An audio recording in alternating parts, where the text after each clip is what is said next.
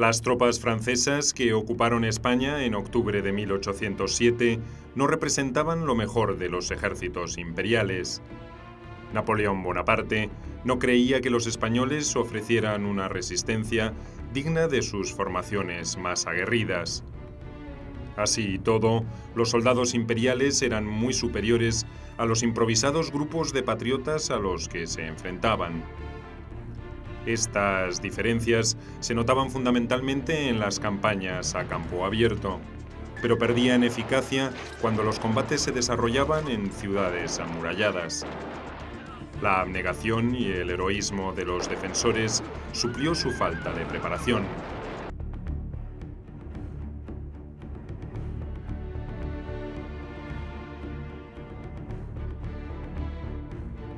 La capital de Aragón dominaba una de las líneas estratégicas que Napoleón consideraba claves para el dominio de España. La primera corría en diagonal al oeste y al sur de Francia hasta Burgos y Valladolid. Era el camino obligado hacia Madrid y luego hacia la frontera portuguesa. La segunda descendía por el Valle del Ebro hasta el sur de Cataluña. Zaragoza, controlada por los patriotas desde la insurrección de mayo de 1808, se convirtió en objetivo primordial en los planes franceses.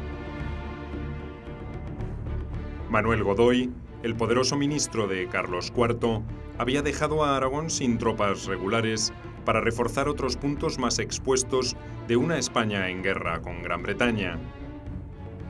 José de Palafox, acérrimo partidario de Fernando VII, fue convertido por aclamación en el jefe de la Junta de Gobierno de la ciudad y se dedicó a reclutar y a entrenar una pequeña fuerza militar integrada por artesanos, obreros y por pequeños propietarios rurales de los alrededores de la ciudad para defenderla.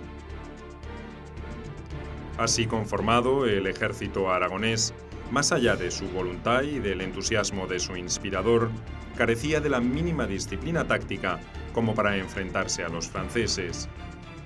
Palafox, exoficial de la Guardia Real, tampoco era un hombre fogueado en el campo de batalla.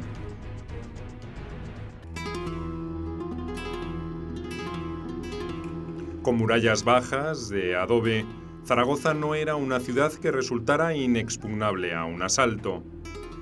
Fue esa circunstancia la que impulsó a Palafox a salir al encuentro de la columna francesa comandada por el general Charles Lefebvre-Desnouettes, antes que intentar una defensa detrás de los muros.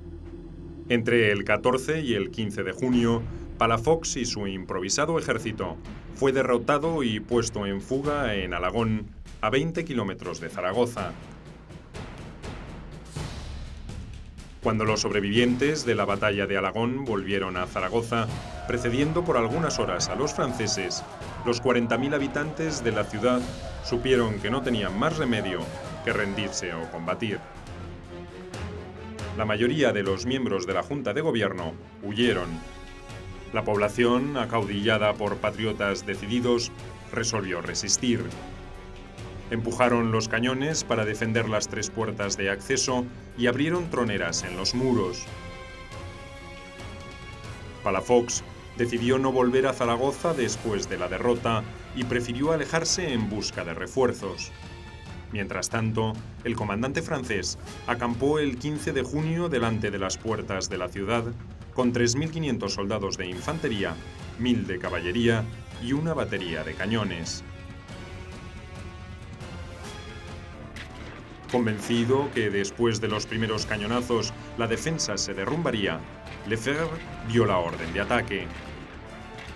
3 veces la infantería francesa trató de tomar las murallas, y las 3 fue rechazada con grandes bajas. Los sangrientos combates, cuerpo a cuerpo, se generalizaron en la Puerta del Carmen y en la del Portillo. Un sacerdote, Santiago Sas, un pequeño propietario, José Zamora, y un comandante de caballería, Mariano Renovales, organizaron a los improvisados combatientes.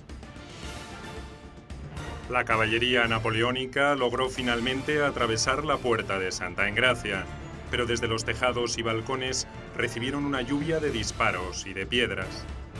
Cuando llegaron a la plaza del Portillo, Los jinetes fueron acorralados por una multitud de hombres y mujeres que los atacó con cuchillos, palos, machetes y bayonetas.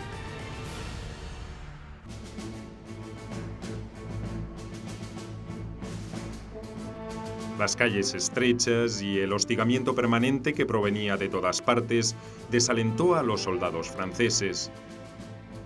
Un oportuno refuerzo de tropas catalanas al mando del coronel Francisco Marcó del Pont, que entró por el lado norte de la ciudad, obligó a Lefebvre a tocar retirada.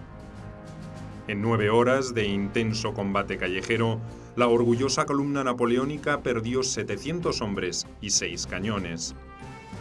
Los defensores tuvieron alrededor de 300 bajas, entre muertos y heridos.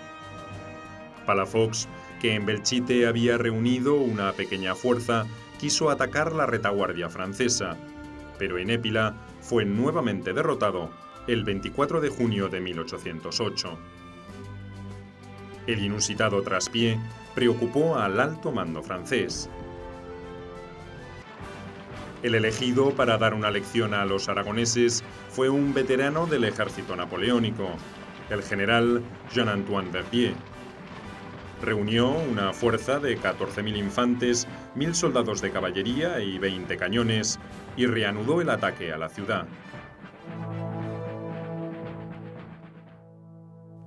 En Zaragoza, en tanto, los preparativos eran febriles. Los caudillos populares, surgidos durante la defensa, organizaron grupos de vecinos para defender las puertas y para construir barricadas. En ausencia de Palafox, su hermano, el marqués de Lazán, formó una nueva junta para organizar la resistencia. El 28 de junio llegaron de Lérida cañones de gran calibre y contingentes de soldados huidos de Barcelona y hasta de Madrid. Se pudo reunir así a 8.000 hombres armados, de los cuales solo 1.000 eran combatientes profesionales. En la medianoche del 30 de junio de 1808, el general Verdier ordenó iniciar un bombardeo que se prolongaría por 27 horas. Los proyectiles franceses no causaron un daño significativo en la ciudad, pero abrieron brechas en los muros. En la madrugada del 2 de julio, la infantería napoleónica, dividida en 6 columnas, lanzó un ataque masivo. En las puertas y en las brechas se protagonizaron intensos combates y actos de heroísmo. Uno de los más recordados fue el protagonizado por Agustina Zaragoza Domènech, más conocida como Agustina de Aragón. La mujer, de apenas 22 años, se hizo cargo de un cañón en la puerta del portillo y con una descarga de metralla detuvo una ofensiva de infantes franceses. Palafox había retornado a la ciudad con 1.300 hombres y asumió el control de la defensa. A lo largo de todo el día, los franceses chocaron contra los derruidos terraplenes, pero no lograron penetrar en Zaragoza. El general Verdier resolvió entonces cambiar de táctica. Mandó cavar trincheras, bloqueó la carretera del norte, que cruzando el Ebro unía a la ciudad con el resto de Aragón, y sitió a los defensores. Palafox impuso en consecuencia disciplina marcial y racionamiento estricto a los habitantes.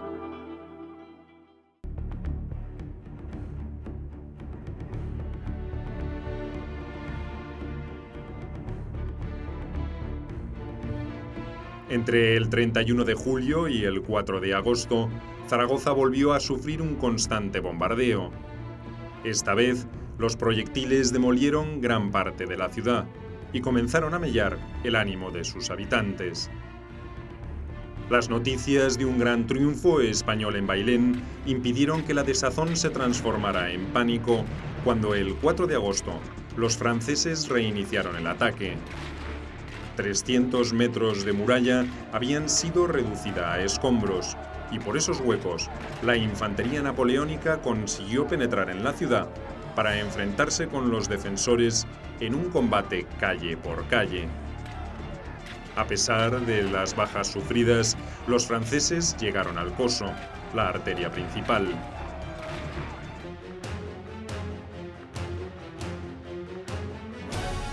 En el momento culminante del combate, el rumor de que Palafox había vuelto a huir de Zaragoza desalentó a los defensores, que estuvieron cerca de abandonar la resistencia. En realidad, el jefe de la resistencia había salido al encuentro de 2 regimientos catalanes y de otros 3.000 reclutas de diferentes regiones de España que transportaban víveres y municiones para los aragoneses. La lucha recrudeció. Con renovado heroísmo, los defensores consiguieron frenar la ofensiva francesa. En 7 horas, el ejército napoleónico sufrió 2.000 bajas. El 5 de agosto se reanudó el combate en las calles. Durante una semana, el frente se estabilizó en el centro de la ciudad, sin que ninguno de los bandos lograra una ventaja decisiva. Para entonces, el general Verdier estaba preocupado por otros acontecimientos. Conocía el resultado de la batalla de Bailén y la consiguiente evacuación de Madrid de José Bonaparte. Sus órdenes no habían sido revocadas.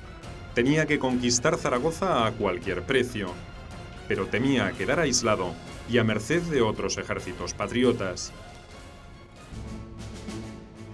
Palafox, que había especulado con una pronta retirada de los franceses, retornó el 9 de agosto con 4.000 soldados regulares y carros repletos de provisiones. Llegó en el momento indicado. El 12 de agosto, tras otro intenso bombardeo, el ejército napoleónico inició el repliegue. El 14 de agosto, su último acto de guerra consistió en volar el monasterio de Santa Engracia. Los franceses habían perdido 3.500 hombres y una enorme cantidad de material de guerra. Hasta el general Verdier había sido herido en una pierna. Entre los defensores, las bajas fueron incalculables y la ciudad quedó semidestruida.